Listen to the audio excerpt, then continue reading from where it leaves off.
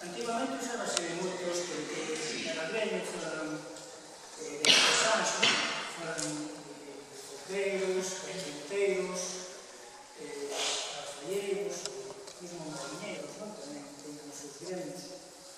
Cada quen tiña o seu patrón, e a súa danza e honraban con unha serie de danzas.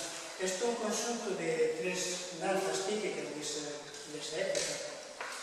Unha delas danzaba en Tenorio, a segunda é da zona de Camporaneiro de San Silvio de Montes, e a terceira eu penso que tería un pouco de relación con San Piñeiro, de alguna maneira, porque era a danza que era do gremio dos ferreiros. Ele non exactamente fora ferreiro, pero sí traballaba con eses materiais, non? Entón, non sei, eu relacionei un pouco esta danza dos ferreiros con San Piñeiro. Entón, son esta serie de 3 danzas antiguas.